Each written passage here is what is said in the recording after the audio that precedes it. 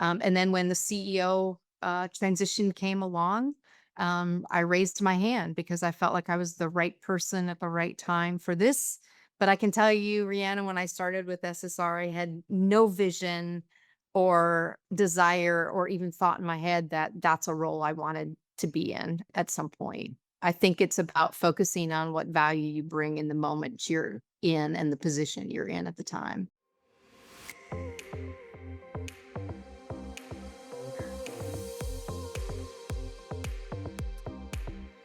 Hello, and welcome to our podcast, Breaking Ground Women in AEC Leadership. This is the show that lifts the voices, journeys, and insights of women shaping the future of architecture, engineering, and construction, and it's brought to you by Unanet. If you're in the architecture, engineering, or construction space, you know how critical it is to keep your projects on time, your teams aligned, and your pipeline growing, and of course, your finances in check. That's where Unanet comes in with project based ERP solutions, CRM solutions, and an AI growth suite built specifically for AEC firms. I'm your host, Reanna Dempsey. In each episode, we will connect with professionals across the AEC industry to share real stories and hard earned wisdom. At our core, we believe that a strong, diverse workforce drives innovation and success, and that women are essential to building the future of AEC. This is more than a conversation, it's a community focused on growth and lasting impact. So let's get started. All right. Today, I'm so excited to be speaking to Susan Osterberg. Susan is the CEO and president at Smith Seckman Reid and also the chair of the board of directors. I'm pretty sure that's like three full-time jobs. So, welcome, Susan. Thank you, Rihanna. I appreciate it. So excited to get to meet you over the computer. And definitely want to hear more about, your full introduction, a little bit more about, what you do today. But before we jump in, we like to start with a little icebreaker and warm up just to get to Sure. know you a little bit better. So, let's go with what's the last movie or show that you really enjoyed? Well, I'm actually kind of, I think you said you like to paint outside the lines. So I'll paint outside the lines a little bit. I'm not a big TV watcher, but I am a huge sports fan. And so Okay. for me, watching some good football and certainly the World Series that just ended was kind of captured my attention. And then in addition to that, it's kind of I'll use a live show, if you will. I just met my sister in New York for a weekend, and we go there probably two times or more a year, and we take in a lot of Broadway shows. So those are probably my latest and greatest watches. Nice. What did you see on Broadway? Well, we actually saw several things. We kinda take it all in, and pack it all in, if you will. The one I really thought a lot about that is kinda related to business was the brand new, Broadway show that opened with Kristen Chenoweth, which most people know exactly who she is, Oh, right? yes. She's an incredible talent, but it made me think about it work related, the standout that you can be a really good talent, but if you don't have the supporting cast and the story or the opportunity to really drive something forward, it's not a one man show. And I think I liken that honestly to the work that we do here at Smith Seckman Reid. It's not about one person; it's about hundreds of people doing incredible work every day. That is amazing. I used to love, going to New York myself. I haven't been in a while because I don't feel like taking the kids because it's just too much, but we saw Wicked when it opened, the Yeah, first, like, way back when right. that I have not been in a while, but I love the live shows. Yeah. And then we watched the Commanders. I'm in the Maryland area. I'm a Ravens fan, my Okay. husband's a Commanders fan, and so last Oh. night was very sad for us. It was a terrible, terrible game to stay up and watch. I didn't watch the whole thing, but Well, I'm a Steelers fan with my oldest, no. and they beat the Oh, Colts, so I'm sorry we're on opposing, we're obviously on bummer. opposing sides there, It's always us and you guys. It's just yeah, yeah, but hey, Baltimore and Pittsburgh are so similar. We're very similar, so Um, well, you started segueing into kind of the work that you all do. yeah. And do you call it SSR? Do you usually use the whole Either name? either one is fine. Okay. SSR for the people that know us, absolutely. Okay. Well, tell us a little bit, just quick. We'll get into your career journey for sure, because I want to unpack Mhm. stuff there. I'm very excited to hear about your journey. But in terms of, what the business does today and, your roles and kind of everything that you oversee, would love to give your 2-minute intro, and then any other personal things you want to include as well. So just your Sure. bio, if you will. Yeah, sure. So, first, I guess for Smith Seckman Reid or SSR, I mean, we're based in Nashville, Tennessee. We actually just acquired a firm last week, so we are 700 plus owners in our organization. Probably the thing to me that is the most compelling and interesting about what we do is not just the work we do, but it is about the ownership model that we have. And so we are a company made up of all owners in our organization. So we are a 100% employee owned company through an ESOP, so an employee stock ownership plan. We love that about what we do because there are not the haves and the have nots. We literally from day one are all owners of this organization. So we're a very broad based organization from the standpoint of the services that we provide. We have many different business units and provide services from MEP, which is mechanical, electrical, plumbing, to building enclosure, to building optimization and sustainability, to transportation, to civil engineering, just very broad based. And today now have 11 separate business units that we provide, dozens of services to our clients. As I said, we're based in Nashville, Tennessee. We're very, very strong presence in the Southeast and Texas is the primary geographies that we reside in. Okay. Well, congratulations on the new acquisition. That's great. Thank you. Um, And so you mentioned because I've worked in a bunch of different industries, and you Yeah. don't see the amount of employee ownership. I feel it is very prevalent in the AEC markets that we Yeah. serve. And what do you think it, I guess, what's the biggest benefit to that? You alluded to it a little bit, but I would love to Yeah. hear more. Yeah, I mean, I think you don't. I think I don't know if you see it a lot or a little. I know that employee ownership is really, there's so many firms in our industry still that start up because a few people decided they're going to stand up their own engineering firm or their own AE firm. And they grow to 10, 15, 25, 50 people, which honestly is still the great majority of our industry. Yeah. There are many, many small companies like that.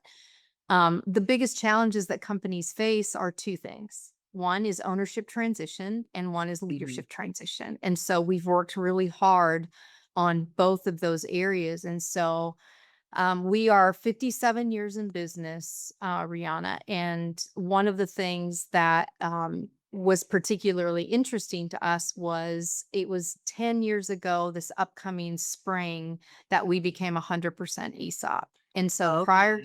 prior to that, we were actually a partial ESOP. And so I like to call the generation I'm working in the fourth leadership generation of our company.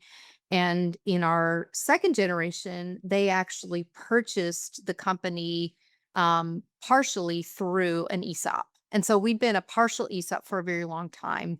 9 years plus ago now, we became 100% ESOP, where we bought the remaining shares back and made them Okay. brought it back into the company. So to me, the real benefit is that helping people to see that whatever we do and whatever we achieve inside of the organization, we're just benefiting one another. And Yeah. so you have, companies where there might be four, five, six, 10 owners. Everything you're doing and the work you're doing is really benefiting that small group. Yeah. Or, as you know, probably in the industry today, there's so much private equity money Yeah. out there. I meet with every new owner of our company, Rihanna, at the 6 month mark and in small groups. And one of the things I talk to them about is understanding that I get private equity calls weekly, and they want to invest in us, right? And they want to give us their money, and I ask our new owners, what do you my answer is to that? And of course, the answer is no, but I want them to understand we have our path, we have our plan, we're going to go at our pace, and we don't Mhm. need that external influence. And so, to me, we just control our future inside this organization as 100% ESOP, and everybody benefits from it. Our goal is to be a generational firm. And we don't want to have that outside influence. And frankly, we don't need it. Mhm. We're high performing. We are people centric. That's called the era of that Mhm. Duck is fourth generation.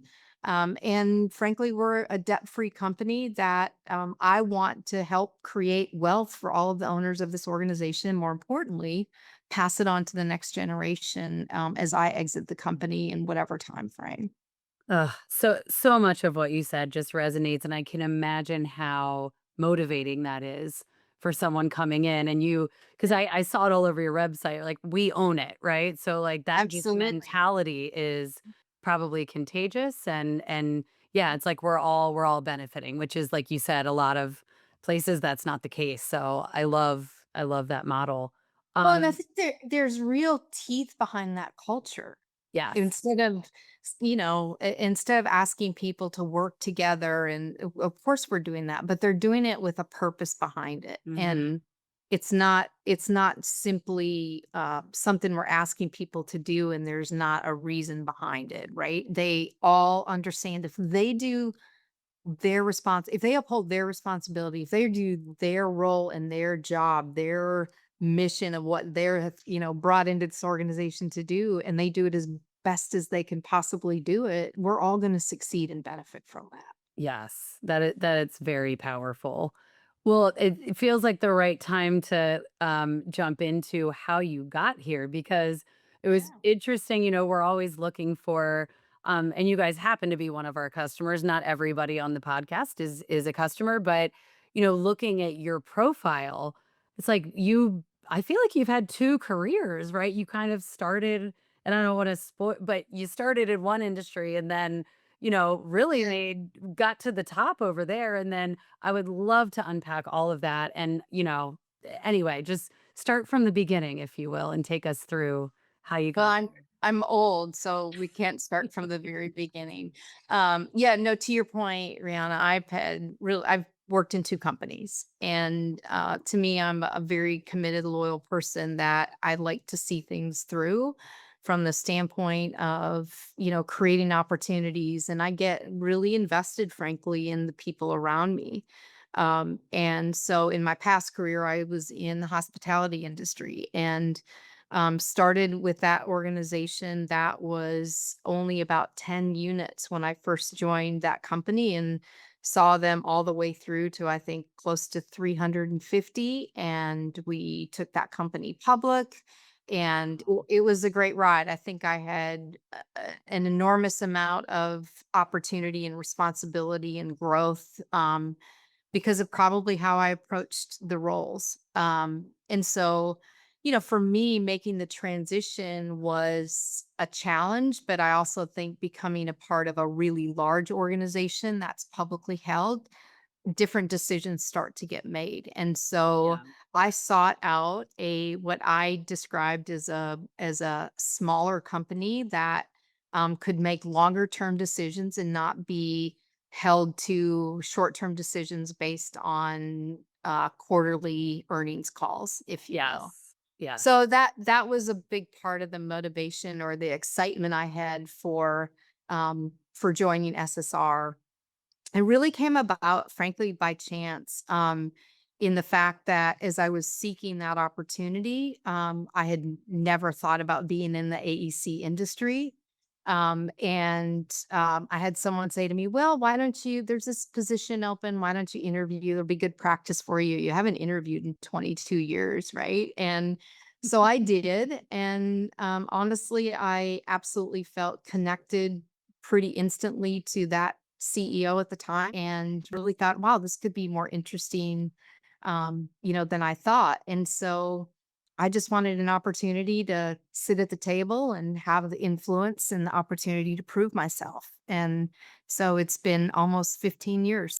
And what are the different roles that you've held since being there? I really took what I would describe as a step back. It was the VP of Human Resources, which my most of my career was focused on the people side of the business, also operations.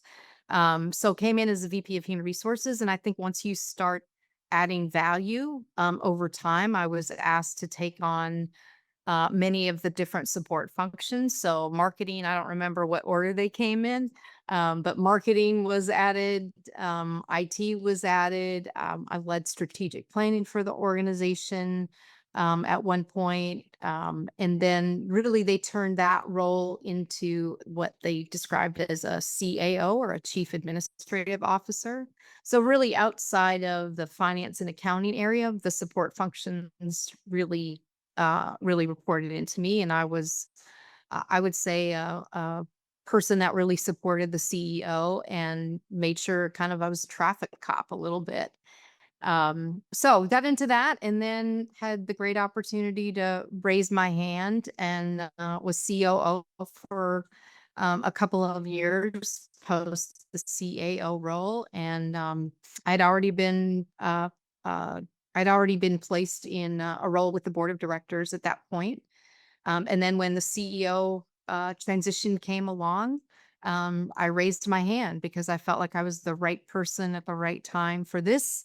But I can tell you, Rihanna, when I started with SSR, I had no vision or desire or even thought in my head that that's a role I wanted to be in at some point. I think it's about focusing on what value you bring in the moment you're in and the position you're in at the time.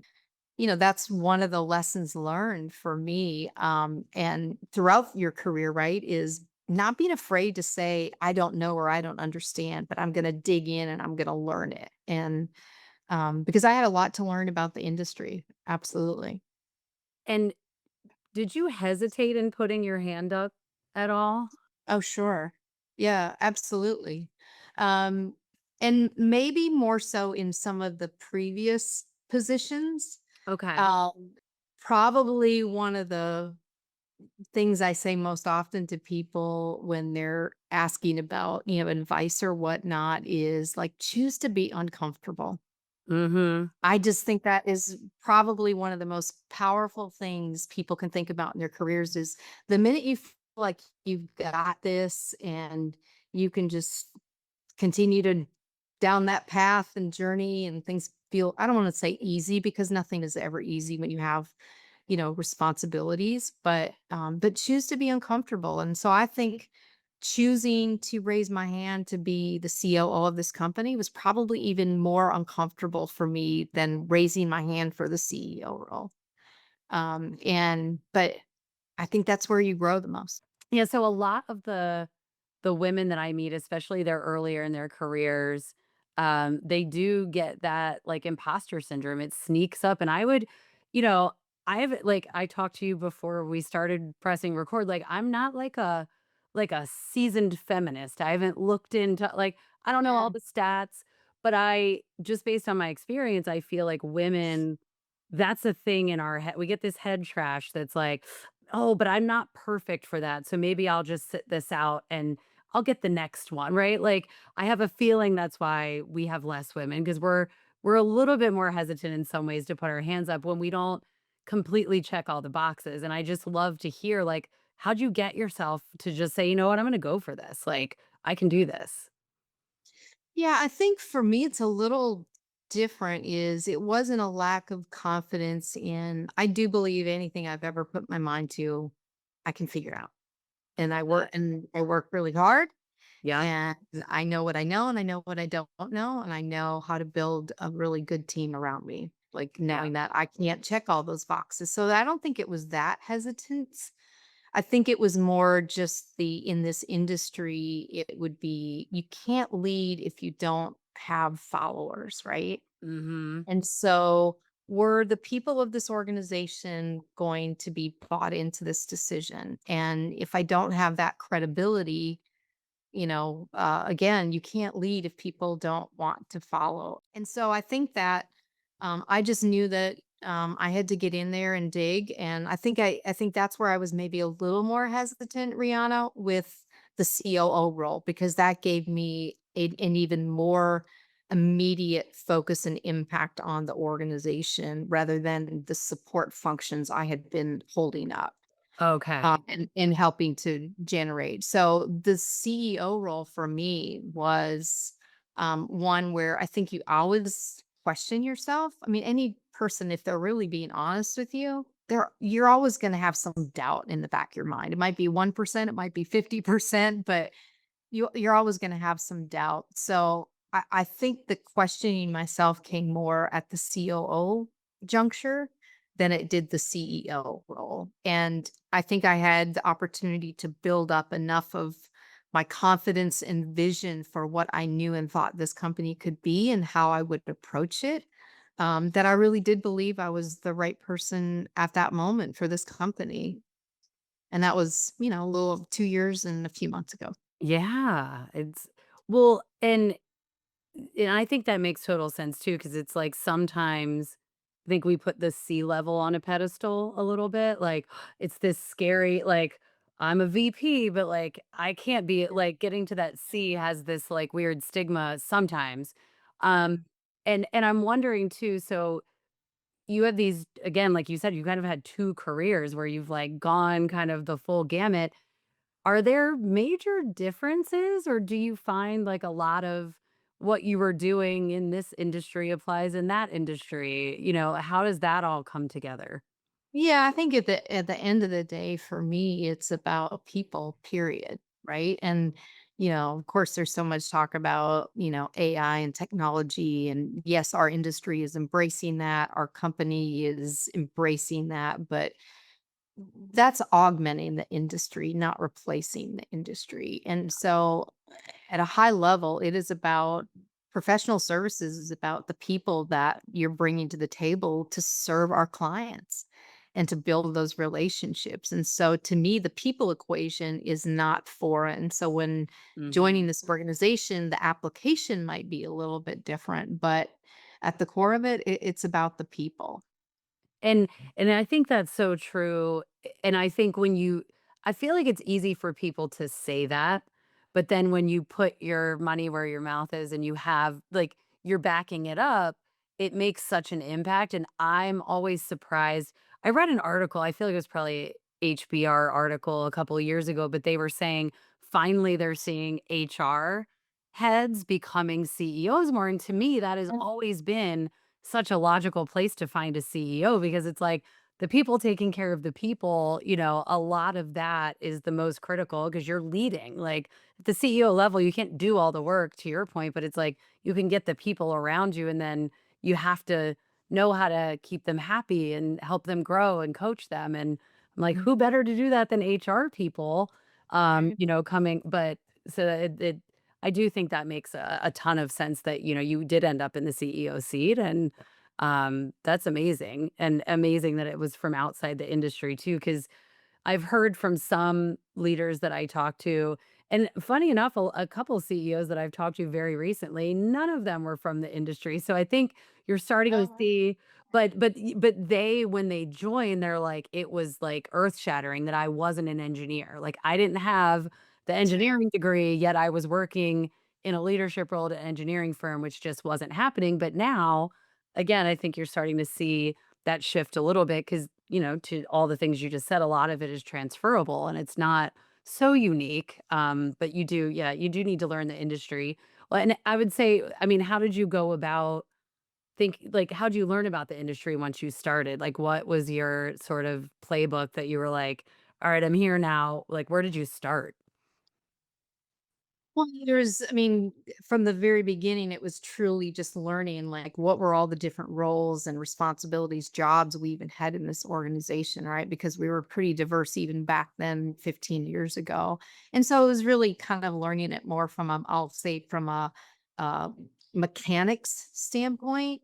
But one of the things for me that I believe in staying close to the people that do, which maybe Mhm. sounds a little quirky, But I know when I became COO, Rihanna, one of the things I wanted to make sure I did was go out and shadow all of the different roles and jobs we had, in the organization. And so, you found me on the side of a road with some of our CE&I people, which is construction engineering and inspection, and doing slump testing on concrete in my work boots and hard hat, right? Like get dirty, right? Get in it with them and understand. And so it was both about me learning firsthand what they do, but it was also about the opportunity to make sure they're seen, heard, and valued. And Yeah.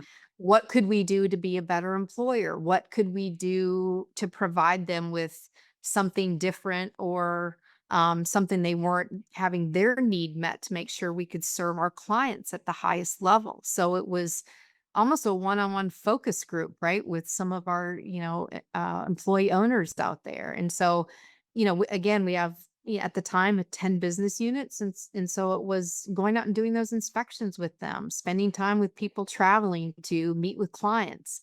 And I think the closer you stay to what your organization delivers and does, the Mhm. more effective you're going to be. I can't make decisions about things or even ask for feedback about a decision if I don't even know what I'm solving for. And so to me, you find out what you're solving for by being with your clients, being with your people that are on the front line serving our clients every single day. I love that. Yeah, I feel like a lot of businesses could learn from that approach. I feel like banks do that. Like, they're, Oh, like, famous for, like, when you join, it doesn't like, you're a teller and you do a couple different jobs in the branches sure. because yeah, it's like you can't like you said it very well, like, how can I make decisions without really deeply understanding it? So, that's a great approach, I'm sure the people, like you said, the people that are out in the field doing the work, yeah, they probably don't always feel connected to, That's right. the corporate side to so for you to be out there, I'm sure that meant a lot to them as well.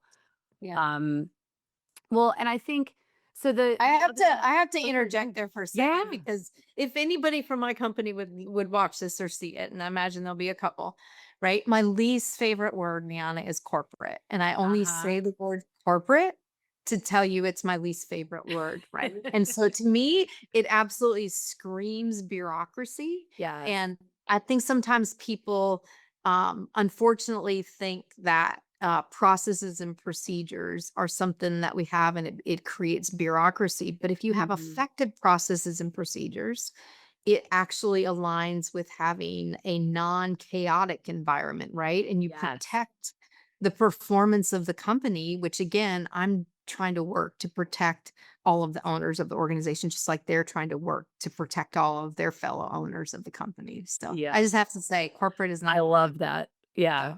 I'm not very corporate myself, so like I said, I don't really like the rule following and, Yeah. the box checking, but, Mm. well, and so I think we had talked a little bit about even before we started, recording the podcast, but we're seeing a lot of women entering colleges and universities to get architecture degrees, engineering degrees, more so than ever. But there's still, sort of this lag with, I guess if you do the math, it's like, well, that's recent. It takes people time to grow in their career and eventually get to the leadership space, but have you seen, shifts in more, females putting up their hand and wanting to take leadership roles, from where you sit? Is that something you see shifting? Because that's a lot of those conversations I'm having with women earlier in their careers.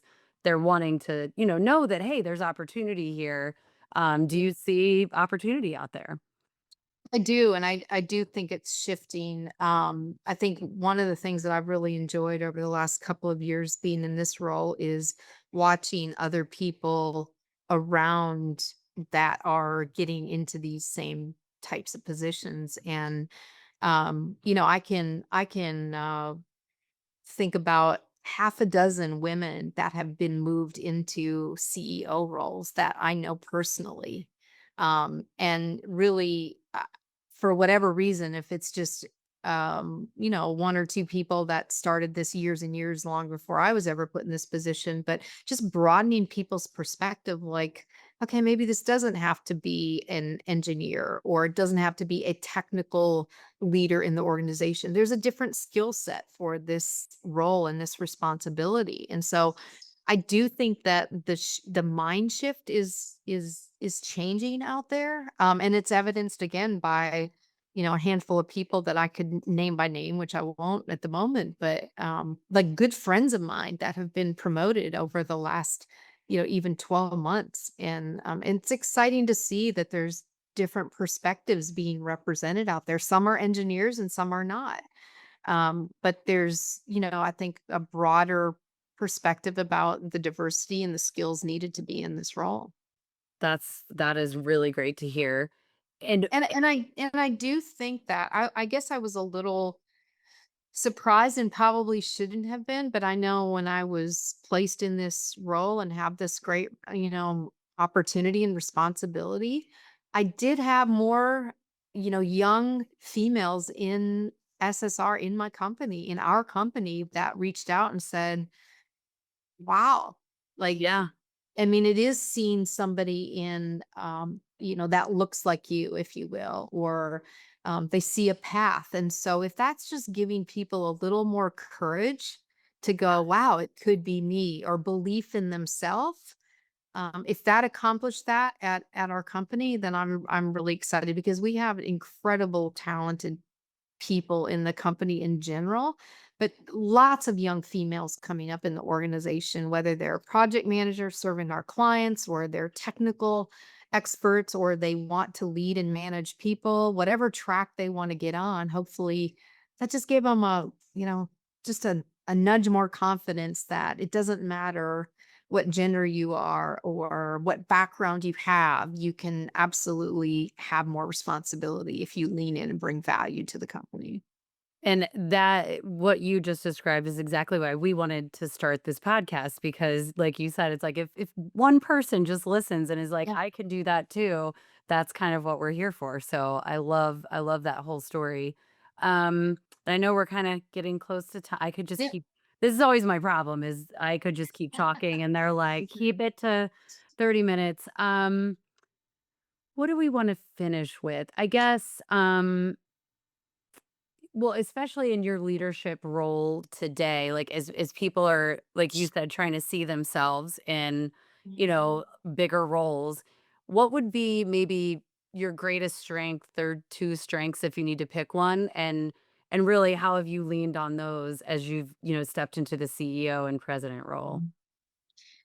I mean, for me, the thing I lean on the most is absolutely around being an effective communicator. And I'm not necessarily speaking about speaking to a group. I can do that. I think okay, but to me, it's about how do you see the broader vision of what's happening in the organization, and how do you bring people together? How do you get them all to be bought into that vision and connect to that vision? And where do you see where do you see some, I don't know, divide, if you will, and how do you bring that together?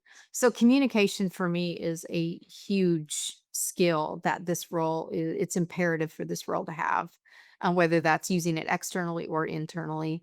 I think the other thing is just keeping that vision for the company in front of people, right? So sometimes people will say, "Well, Susan, what's the most important thing we're working on?" And I will back up and say, you know what? Every day I think about how we will continue to be a generational firm. And I mentioned that to you earlier. So to me, when I first was placed in this role in September of 23, I said day one to everybody in the organization, 8 to 10 years from now, I want to pass this organization to the next generation stronger than we all received it that day.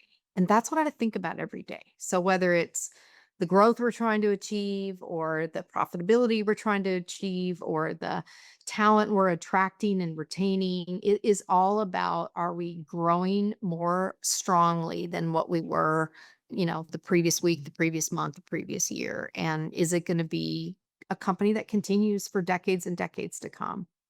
The characteristic, Rihanna, that is so important to me and around the leadership team, because it's not just communication, it's not just painting the vision, it's also about building the team. And I mentioned that kind of on the onset, right? I can be a really good CEO or I can be a good leader, but if we don't have a team of people supporting one another and leading the organization and then have great people underneath that, we're not going to be what we potentially could be. And so that team building aspect is really important to me. So building a team that they trust each other, building a team that we communicate well with one another. Ultimately, that's what's going to help us be that long-term company. Fantastic, Susan. Thank you so much. Any other words of advice that you would want to leave for anybody listening in? Well, if people are listening to try to figure out how to grow their career, choose to be uncomfortable. I love that. I need to take that to heart sometimes myself. So, Yeah. Take a um, risk. yes, Take a risk. And you're going to have some failures, but take a risk.